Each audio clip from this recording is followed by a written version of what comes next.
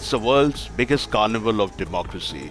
It's a carnival in every sense of the word, in terms of drama, spectacle, and color, along with all that hurly-burly, dancing and singing, exuberant slanging match. The parliamentary elections in India are truly without parallel in the world. The numbers tell their own story.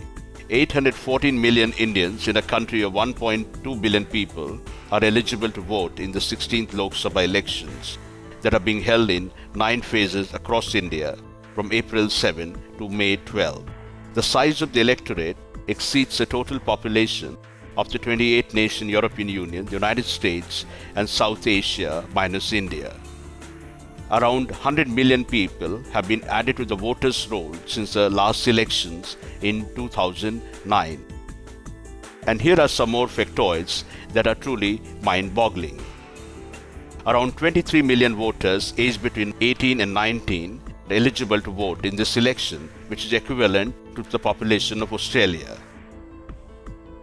Over the last 6 decades, average voting turnout in India's parliamentary elections has been 60% plus. The logistics of organizing the elections on this scale are truly awe-inspiring, but the Election Commission of India, an autonomous constitutional body known for unimpeachable standards of integrity, has more than risen to the occasion to ensure free, fair, and credible elections over 67 years of India's independence. The credible elections conducted at regular prescribed intervals are the very soul and hallmark of any democratic system.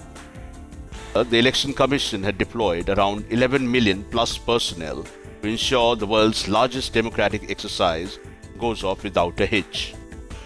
No wonder the elections in India tease the global imagination like nothing else and bring in hosts of journalists, paparazzi, and plain curiosity hunters who don't mind braving the unforgiving Indian summer to have a first-hand feel of this exuberant festival bristling with theatrics and eloquence.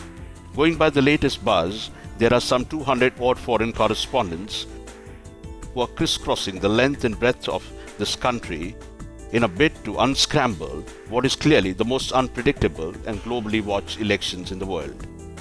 And these journalists represent some of the most powerful media networks in the world. The most fascinating thing about the Indian election, of course, is its size. The sheer magnitude of this general election makes it on its own interesting. But going with that is a level of colour, atmosphere, sophistication, and also, I would say, a degree of elegance that I was not expecting. This is a very well organised election campaign from the point of view of the Election Commission. The major parties are very well organised, and the props and gimmicks that they have to market their candidates have also impressed me very much. I've never seen anything quite like it.